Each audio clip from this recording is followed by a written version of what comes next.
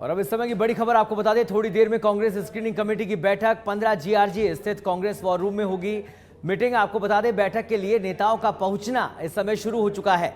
गौरव गोगोई और अभिषेक Dutt Congress war room पहुंच गए हैं। तमाम बड़े नेता इस बैठक में शामिल होंगे। खासतौर पर राजस्थान से मुख्यमंत्री अशोक गहलोत, पीसीसी अध्यक्ष गोविंद सिंह डोटासरा, प्रभारी रंधावा बैठक में मौजूद रहेंगे और तकरीबन लगभग 95 नामों पर एक महामंथन किया जाएगा, क्योंकि अगली सूची का तमाम लोगों को इंतजार है और कांग्रेस कोई कोर कसर अब इस सूची में नहीं छोड़ना चाहती है। जिस तरह से अभी तक ज़्यादा विरोध प्रदर्शन, ज़्यादा विरोध आक्रोश नहीं देखने को मिला, कांग्रेस का यही इस समय स्ट्रेटेजी है कि आगे भी जो सूची जारी हो, ज़्यादा विरोध कहीं देखने को ना मिले। लेकिन कहीं ना कहीं इस समय ये जो सूची आ रही है वो कौतूहल का विषय लोगों के लिए बनी हुई है, क्योंकि कई मंत्री, कई बड़े नेता ऐसे थे जिनको उम्मीद थी उनका नाम अभी तक की 3 सूचियों में शामिल होगा, वो नहीं हुआ। और इसीलिए दिल्ली के अंदर दौड़ जारी है लगातार और मुख्यमंत्री से मिलने तमाम बड़े नेता राजस्थान से दिल्ली पहुंचे हुए हैं। अब कुछ ही देर बाद स्क्रीनिंग कमेटी की बैठक होगी। बैठक में तमाम नेताओं का पहुंचना शुरू हो चुका है। गौरव गोगोई और अभिषेक दत्त कांग्रेस वॉर रूम पहुंच चुके हैं।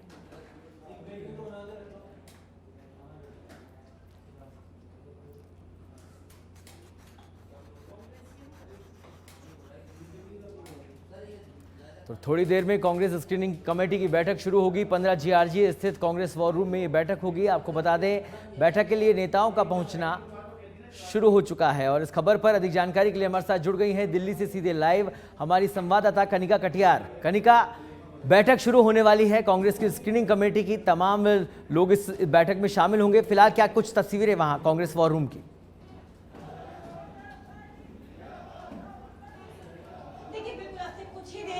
कांग्रेस के वॉर रूम में स्क्रीनिंग कमेटी की बैठक होने वाली है। स्क्रीनिंग कमेटी के चेयरमैन गौरव गोगोई जो है वो अंदर मौजूद है। इसके अलावा जो है स्क्रीनिंग मेंबर अभिषेक दत्त जो है वो भी पहुंच चुके हैं। लेकिन मैं आपको वॉर रूम के बाहर की तस्वीर दिखाना चाहूंगी। किस तरह से देखिए, जायदा खान को लेकर लंबे समय से जो है दिल्ली में जो है तमाम कार्यकर्ता पहुंचे हुए हैं। कुछ लोग उनका विरोध कर रहे हैं और कुछ समर्थक भी यहाँ पहुंचे हुए हैं। लेकिन देखिए, कांग्रेस के वॉर रूम के बाहर की तस्वीरें हैं जो साफ तौर पर दिखाती है कि किस तरह से जो है जायदा खान का जो है विरोध हो रहा है। हाथों में पोस्टर लिए लोग जो है विरोध कर रहे हैं और देखिए लगातार जायदा खान जिंदाबाद के जो है नारे लगाते हुए लोग नजर आ रहे हैं। इसके अलावा इधर की बात करें तो तमाम जो लोग हैं वो जायदा खान के विरोध में यहाँ पहुंचे हुए हैं और एक और लगातार जो है जायदा खान का विरोध जारी है। लेकिन दूसरी ओर बात करें तो जायदा खान के जो समर्थक है वो इस वक्त मौजूद है। तो कहीं ना कहीं कांग्रेस पार्टी में जायदा खान का एक लंबे समय से जो है विरोध प्रदर्शन चल रहा है। इसके अलावा बात करें तो तमाम समर्थक हो चाहे विरोधी हो, तमाम जो कार्यकर्ता है वो कांग्रेस वॉर रूम के बाहर कहा जा सकता है कि जिस रणनीति के साथ कांग्रेस चल रही थी, 3 सूचियां दी, थोड़े थोड़े नामों को बाहर लाया जा रहा था, वो रणनीति यही थी कि विरोध प्रदर्शन ना देखने को मिले। लेकिन ऐसा कुछ नहीं हुआ है, कहीं ना कहीं फेल होती हुई दिखाई दे रही है कांग्रेस यहां पर।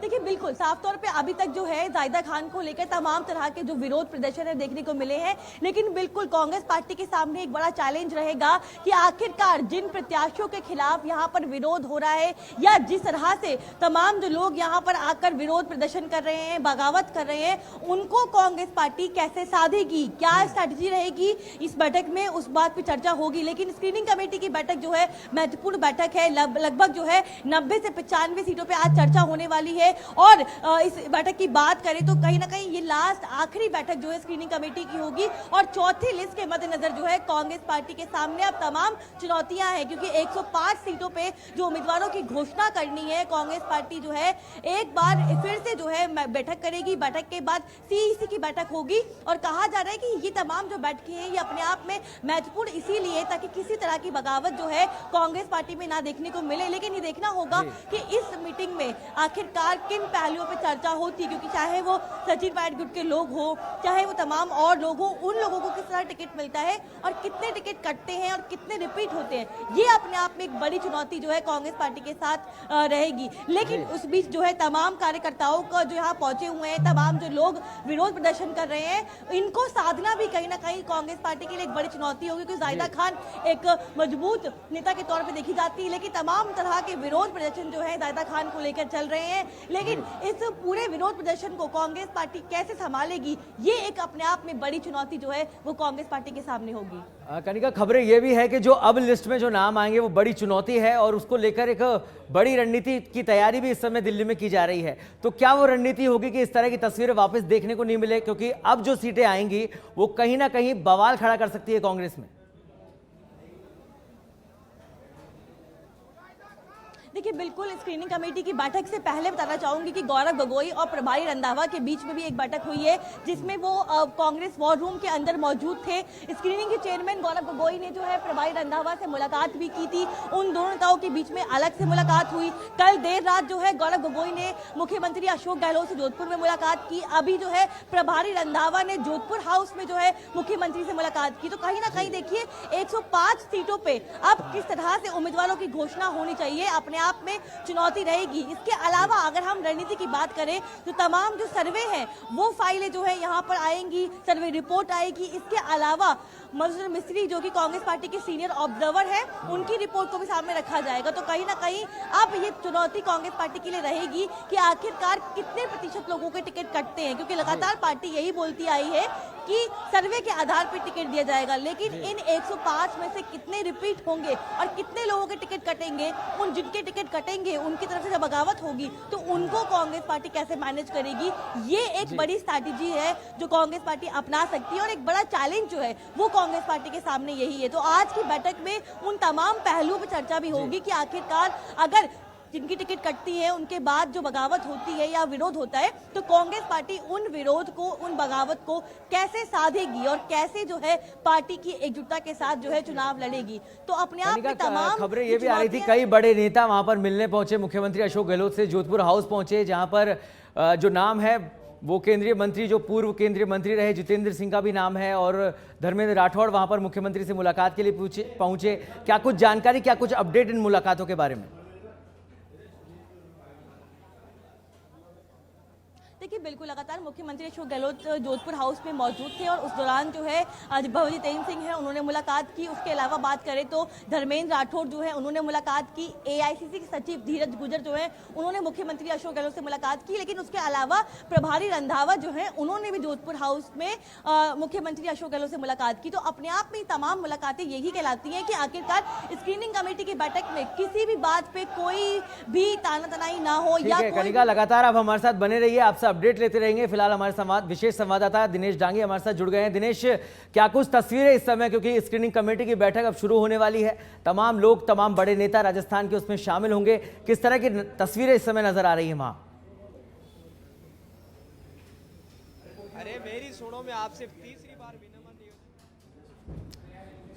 तो दिनेश से फिर जुड़ने की कोशिश करेंगे। फिलहाल कनिका हमारे साथ जुड़ी हुई है। कनिका, हम बात कर रहे थे कि बड़े नेता इस समय राजस्थान के मुख्यमंत्री से मिलने पहुंचे हैं। मुख्यमंत्री से जो मुलाकातें हुई तमाम बड़े नेताओं की, क्या कुछ निचोड़ निकल के आया, क्या कुछ अपडेट मिला अभी तक?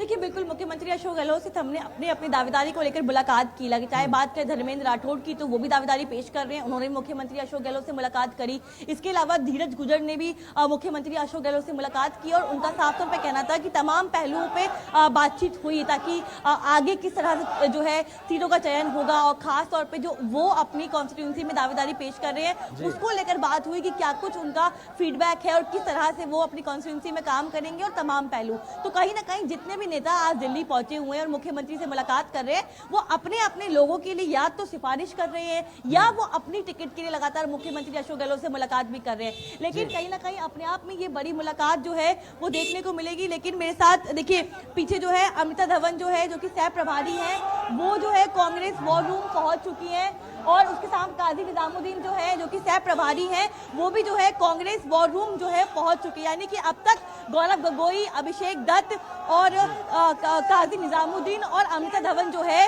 वो कांग्रेस के वॉर रूम में पहुंच चुकी हैं और कहा जा रहा है अब से कुछ ही देर में जो है मुख्यमंत्री अशोक गहलोत, प्रभारी रंधावा, प्रदेश अध्यक्ष रासरा सचिन पायलट और तमाम जो नेता हैं वो भी यहाँ पहुंचेंगे और कुछ ही देर में जो है स्क्रीनिंग कमेटी की एक बार फिर से बैठक शुरू होगी जिसमें 90 से 95 सीटों पर चर्चा होगी। ये आखिरी बैठक होगी, इसके बाद सीईसी की बैठक होगी और सीईसी की बैठक के बाद चौथी लिस्ट आने की पूरी संभावना को लेकर क्या अपडेट मिल पाया? अगली सूची में कितने लोग शामिल होंगे, किन्नों को जोड़ा जाएगा, किनको घटाया जाएगा, ये आपसे मैं लगातार अपडेट लूंगा, लेकिन फिलहाल दिनेश डांगी विशेष संवाददाता हमारे साथ जुड़ गए हैं। दिनेश, आज स्क्रीनिंग कमेटी की बैठक हो रही है और अहम बैठक है क्योंकि चौथी लिस्ट का सभी को इंतजार है। कई बड़े नाम जो कि अब तक नहीं सामने आए थे, क्या उम्मीद की जा सकती है कि इस लिस्ट में शामिल होंगे?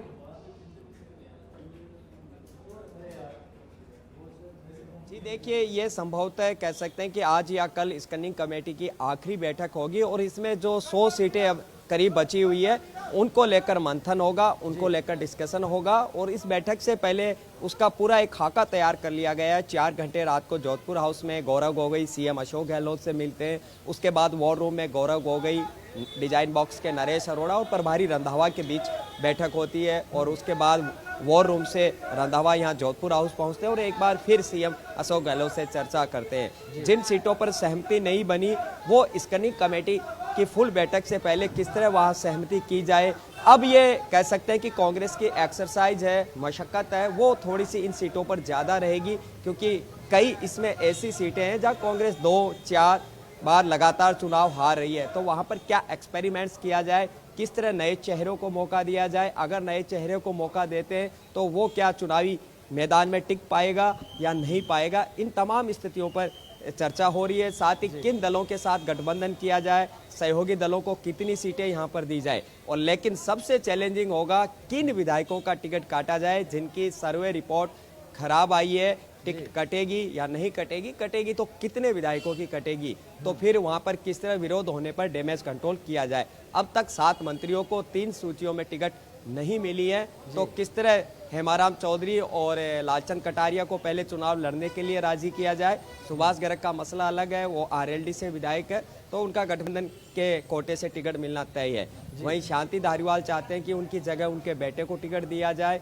इसके अलावा साले मोहम्मद की मांग है कि रूपाराम धंधे को जैसलमेर से टिकट नहीं दिया जाए, उनका टिकट अगर दिया जाता तो चुनाव नहीं लड़ेंगे। यह बात उन्होंने अपने शीर्ष नेतृत्व तक पहुंचा दी है। और जायदा कामा का जिस तरह जयपुर से लेकर दिल्ली तक जोरदार विरोध हो रहा है, तो ऐसे में उनका नाम भी 3 सूची में होल्ड कर लिया गया था। तो कांग्रेस अब तक 76 सिटिंग विधायकों को टिकट दे चुकी है, जिसमें करीब 7 निर्दलीय विधायकों को टिकट मिली है। बाकी कह सकते हैं कि उन्होंने अपने कांग्रेस के विधायकों को टिकट दी है। और अब तक 14 महिलाओं को, 7 मुस्लिम चेहरों को और 4 नए चेहरों को कांग्रेस पार्टी टिकट दे चुकी है। बाकी जो पिछला चुनाव लड़े थे या चुनाव हार चुके उनको यहां पर मौका दिया। तो इन 3 सूचियों में कोई क्रांतिकारी कदम कांग्रेस ने नहीं उठाए, जितनी सर्वे के आधार पर टिकटें बांटने की बात यहां पर हुई थी। लेकिन अब जो शेष 105 उम्मीदवारों का ऐलान होता है उसमें कितनी विधायकों की टिकट काटी जाती है या नहीं काटी जाती है, क्या वाकई सर्वे के आधार पर टिकट दी जाएगी, यूथ कांग्रेस, एनएसयूआई, महिला और अग्रिम संगठन के कितने पदाधिकारियों को टिकट दी जाती है, इन सब का यहाँ पर इंतजार रहेगा। तो काफी अहम सकता है कि 3 सूचियों को जिस तरह से संभल कर सूचियों के नाम डाले गए थे, सूचियों को जगजाहिर किया गया था, चौथी सूची के लिए जो रणनीति है वो कहीं फेल नहीं हो जाए, उसको लेकर अब डिले किया जा रहा है। जो मीटिंग्स हो रही है ये रणनीति बनाई जा रही है।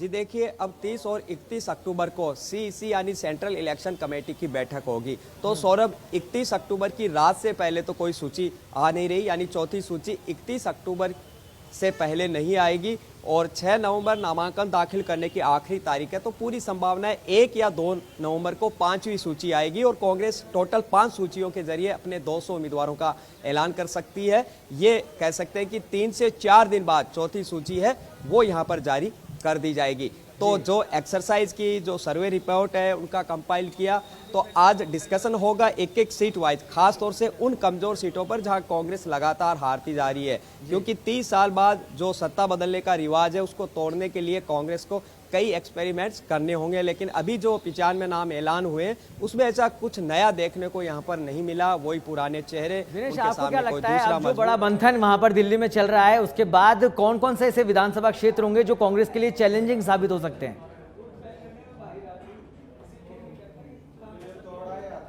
देखिए, विद्याधर नगर है, कांग्रेस परिसमन के बाद 3 चुनाव लगातार हारी है। इसके अलावा सांगाना चुनाव लगातार हारती जा रही है, मालवीय नगर चुनाव लगातार हारती जा रही है, उदयपुर शहर जो गुलाबचंद कटारिया वाली सीट है वहाँ पर भी खाता नहीं खुल रहा, बीकानेर से सीधी कुमारी विधायक है वहाँ से कांग्रेस पार्टी जीत के लिए तरस रही है। ऐसे करीब 30 से 35 के पास सौरभ सीट है जो कह सकते हैं प्योर हार्डकोर बीजेपी आरएसएस के प्रभाव वाली सीटें हैं। तो वहाँ पर क्या नवाचार किया जाए, दूसरे दलों के साथ गठबंधन किया जाए या फिर दूसरे दलों के जो मजबूत नेता है उनको तोड़कर कांग्रेस पार्टी ज्वाइन करवाया जाए, तो उन पर हर एक्सपेरिमेंट करने के लिए कांग्रेस तैयार है। उन सीटों पर विशेष फोकस, उनके लिए खास तौर से कह सकते हैं कि मेहनत की गई सर्वे एजेंसियों के जरिए, और स्कैनिंग कमेटी की बैठक में सबसे ज़्यादा उन्हीं पर फोकस होगा।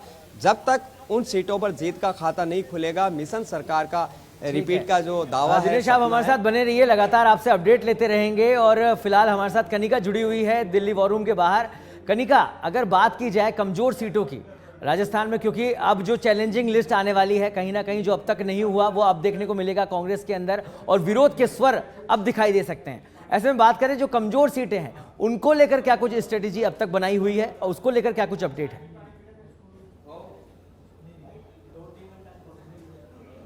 देखिए बिल्कुल, खासतौर पर अगर बात करें सौरभ, तो कमजोर सीटों को लेकर जो है कांग्रेस पार्टी की इस स्क्रीनिंग कमेटी की बैठक में जो है साफ तौर पर चर्चा होगी। जहां पर 2 से 3 बार या 4 बार के विधायक हारे हुए हैं, उन सीटों पे कांग्रेस पार्टी किसको मौका दे, इन तमाम पहलुओं पे जो है इस बैठक में चर्चा होगी। हमने लगातार अपने दर्शकों को बताया कि किस तरह से कांग्रेस पार्टी ने अपनी पहली, दूसरी और तीसरी लिस्ट जारी की, जिसमें ए और बी कैटेगरी के तमाम जो नेता हैं उनको मौका दिया गया। आज अगर हम बात करें तो जो सी और डी कैटेगरी यानी कि सबसे ज्यादा कमजोर सीटें और जो कांग्रेस पार्टी की सीटें अधिकतर कमजोर रही हैं, यानी कई सालों से 2018 में रही हो या उससे पहले चुनाव में रही हो, उन तमाम सीटों को लेकर जो है कांग्रेस पार्टी की इस स्क्रीनिंग कमेटी की बैठक में साफ तौर पे चर्चा की जाएगी कि आखिरकार किस विधायक को या किस नेता को जो है वहां पे मौका दिया जाए, क्योंकि उन सीटों को लेकर जो है कांग्रेस पार्टी की अलग स्ट्रैटेजी रहेगी कि आखिरकार वहां पर सर्वे क्या है। क्योंकि कहीं ना कहीं जो सर्वे रिपोर्ट अभी आई है स्क्रीनिंग चेयरमैन गोगोई के सामने, उन तमाम पहलुओं पे जो है इसमें चर्चा होगी। लेकिन कहीं ना कहीं